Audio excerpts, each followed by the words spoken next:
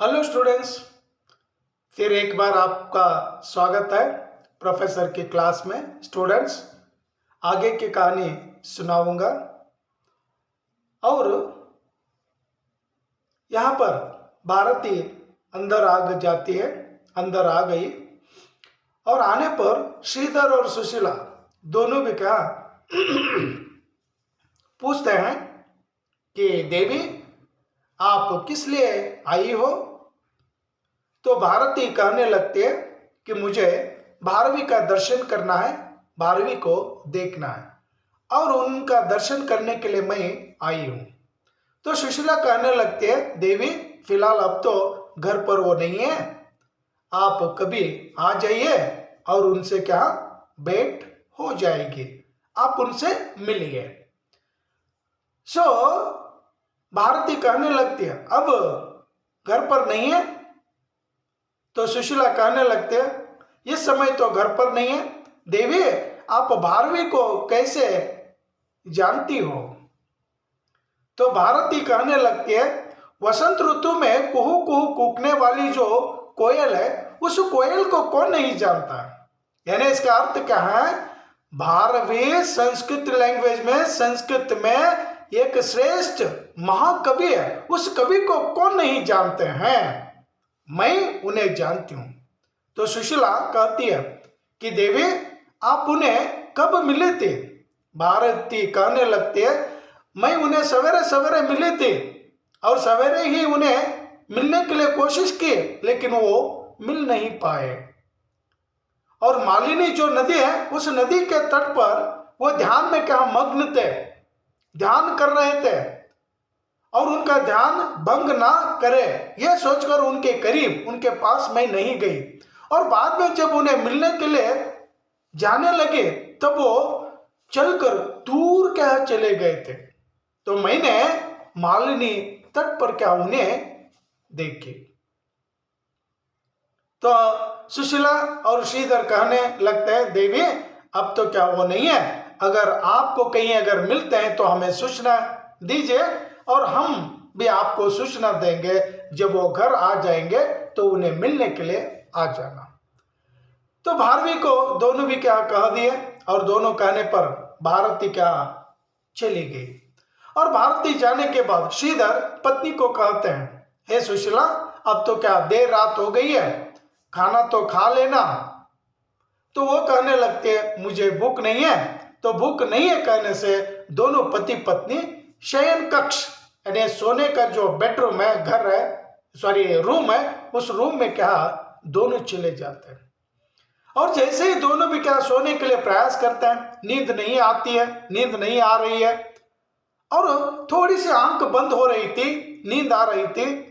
तो उसी समय एक हवा का झोंका आकर दरवाजे को धक्का दे दी और धक्का देने से हवा के कारण दरवाजा क्या खुल गया। खुलने से दरवाजे की आवाज सुनकर ये सुशीला और श्रीधर क्या दोनों उठ जाते हैं। और सुशीला को श्रीधर कहते हैं हे सुशीला कोई नहीं है, हवा का एक झोंका आने के कारण दरवाजे से क्या आवाज आई है, तुम सो जाना। और सोने के लिए जब कह देते हैं पति और सुशीला सोने के लिए प्रयास करती है, थोड़ी सी आंख बंद होने लगी थी, नींद आ रही थी, तभी किसी ने दरवाजा खटखटाने की आवाज आ जाती। किसी ने दरवाजा खटखटाना शुरू कर दिया और दरवाजे की खटखटाने की आवाज आने लगी। और इस आवाज को सुनकर दोनों पति पत्नी हड़बड़ा कर क्या उठ जाते हैं बेड से। जैसे उठ जाते हैं दोनों पति पत्नी दरवाजा क्या खोलते हैं और जैसे ही दरवाजा खोल दिए तो दरवाजे के सामने कौन खड़ा है, भारवी खड़ा है। वो भी रात में, आधी रात में, मिडनाइट में 10 बजे के। और भारवी के हाथ में स्वर्ण है, लंबी सी तलवार है, वो भी शार्प तलवार। और उस तलवार को देखकर श्रीधर और सुशीला भयभीत हो जाते हैं, आश्चर्यचकित से देखने लगते हैं। और श्रीधर कहते हैं बेटा जिन हाथों में पेन होना चाहिए उस हाथ में तलवार लेकर आया हूं। सुशीला भी कहती है बेटा तेरी अवस्था क्या है, इस तरह तलवार लेकर, तलवार पकड़कर क्यों आए हो। तो भारवी कहने लगा, माँ मैं पिताजी का जो ग्रीवा है, गर्दन है, इस गर्दन को काटने के लिए आया हूं। इसका अर्थ क्या है? पिताजी की हत्या करने के लिए मैं आया हूं, उनका मर्डर करने के लिए आया हूं। और मर्डर की बात सुनकर, हत्या की बात सुनकर दोनों आश्चर्यचकित हो जाते हैं।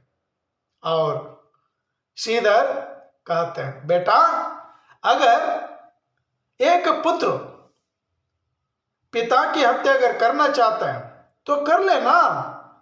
तो पिता होकर श्रीधर बेटे के सामने क्या गर्दन क्या झुका दिया कि मेरी ग्रीवा काटना, मेरी ये गर्दन काटना। तो सुशीला कहने लगते, बेटा ये सारी बातें छोड़ना कि तुम 2 दिन से क्या कुछ नहीं खाए होंगे, भूखे होंगे, और तुम अंदर आ जाना। मैं तुम्हें अपने हाथों से खाना बनाकर तुम्हें खिलाऊंगी। तुम भूखे हो। तो मां जब खाने की बात कहती है तो भारवी मां की बात सुनकर सोच लेता है और सोचने के लिए विवश हो जाता है कि मैंने तो पिताजी की हत्या करने के लिए आया हूं, मेरी मां मुझे खाने के लिए कह रही है, मेरी भूख के बारे में क्या वो चिंता कर रही है। और तब भारवी को क्या रीपेंट हो जाता है कि मेरी मां अपनी ममता को दिखा रही है, प्रेम को क्या दिखा रही है। जो हाथ में तलवार लेकर आया था, भारवी उस तलवार को छोड़ दिया, नीचे फेंक दिया और फेंक कर कहने लगता है कि पिताजी, मां मुझे क्षमा करिए। मैंने सोचा था 2 दिन से कि पिता की हत्या करने के लिए, क्योंकि पिताजी ने बड़ी सभा में, असेंबली में मेरा इंसल्ट किए थे और भविष्य में मेरा इंसल्ट ना करे, यह सोचकर पिता की हत्या करने के लिए मैंने योजना डाल दी, प्लान डाल दिया। और अब मुझे पछतावा हो रहा है। आप दोनों भी मुझे क्षमा करिए। एक बेटा होकर, एक पुत्र होकर इस तरह सोचना भी क्या पाप है। हत्या तो दूर की बात है, और पेरेंट्स के बारे में, माता पिता के बारे में इस तरह सोचना भी क्या पाप है। तो मां कहने लगते, वो छोड़ बेटा, अंदर आ जाना, तुम्हारे मन पसंद का खाना बनाकर प्रिपेयर करके तुम्हें खिलाऊंगा। बेटा कहने लगता है, नहीं मां, मैंने जो पाप किया हूं, इस पाप का दंड, इस पाप का पनिशमेंट मुझे मिलना चाहिए। तो पिताजी से कहता है भारवी, पिताजी आप मुझे दंड दीजिए, आपके बारे में इस तरह मैंने सोचा, मुझे आप दंड दीजिए। पिताजी कहते हैं, बेटा छोड़ना, तुम्हें तो क्या पछतावा हुआ है, रिपेंट हुआ है, तो दंड क्यों चाहिए। और भारवी कहता है, पिताजी अगर आप दंड नहीं देंगे तो मैं यहीं पर खड़ा रहूंगा, मुझे दंड चाहिए, दंड के बिना मैं जीवन नहीं करूंगा, क्योंकि मैं पाप किया हूं और उस पाप का क्या प्रायश्चित होना चाहिए। तो श्रीधर अंत में क्या बेटे को एक पनिशमेंट, एक दंड, क्या सजा सुनाते हैं। कौन सी सजा सुनाते हैं कि बेटा तुम अगर सजा, दंड लेना चाहते हैं तो मैं आपको सजा दूंगा। क्या सजा? कि 6 महीने तक, टिल 6 months आपको आपकी पत्नी के घर में रहना, ससुराल में रहना, और ससुराल में 6 महीने तक रहकर ससुराल वालों का जो झूठा हुआ खाना है, यानी खाना खाने के बाद जो बचा हुआ खाना है ना प्लेट में, वही खाना तुम खाकर जीवित रहना, यानी 6 महीने तक वहीं पर रहना। और सुशीला कहने लगते, क्या आप इस तरह सजा दे रहे हैं बेटे को?